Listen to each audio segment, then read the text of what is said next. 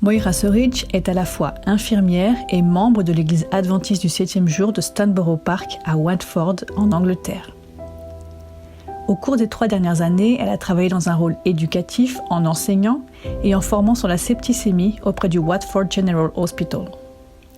Cependant, étant donné la grande nécessité de la situation du Covid-19, elle s'est portée volontaire, bien qu'avec une certaine nervosité, pour reprendre son ancien rôle d'infirmière dans l'unité de soins intensifs. Voici son histoire.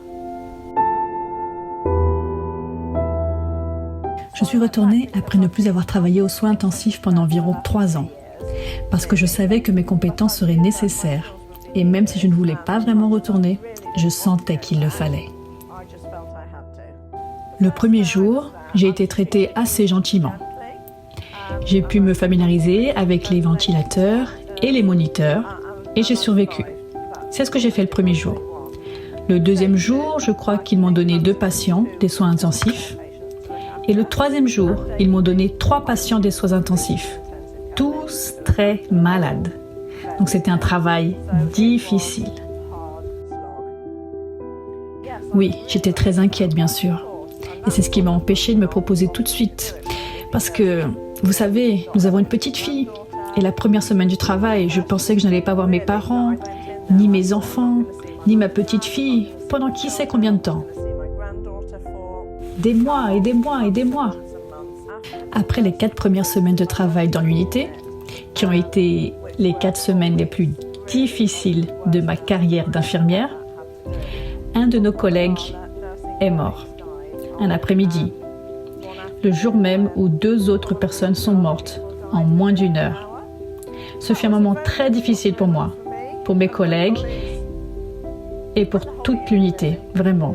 Malheureusement, nous avons vu beaucoup de gens mourir comme ça. Les équipements de protection individuels nous sommes très reconnaissants de les avoir. Ils sont incroyablement inconfortables à porter. L'unité elle-même est vraiment chaude. Et puis nous mettons une blouse.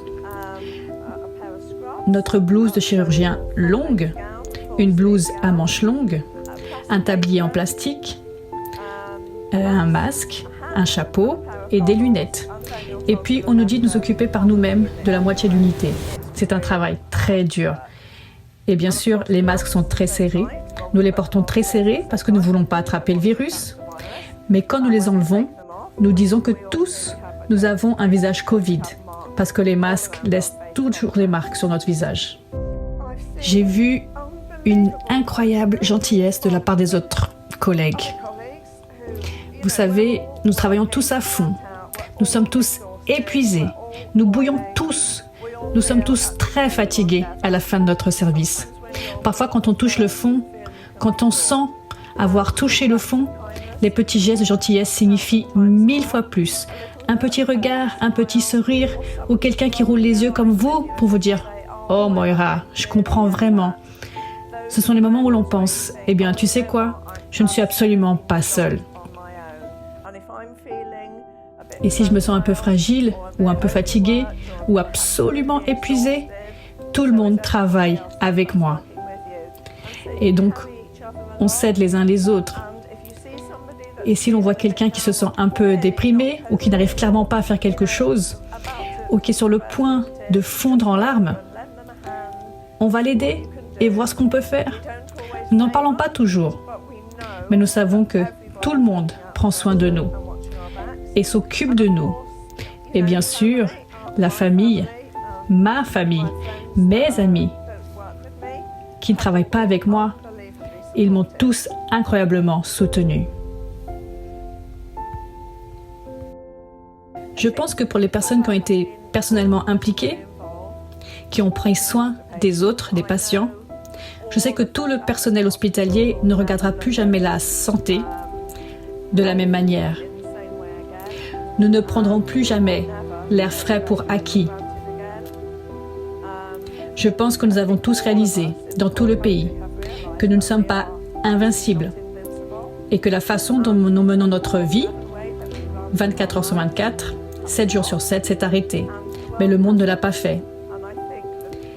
Et je pense que les choses qui sont devenues réelles pendant cette période, pour moi et pour beaucoup de mes collègues, c'est la nature, les belles choses qui sont transformées par le printemps, les belles fleurs, la nouvelle croissance. Même si ça a basculé, la nature a évolué et je pense qu'elle a donné un signal à tout le monde, nous faisant réaliser que nous devons revenir à l'essentiel.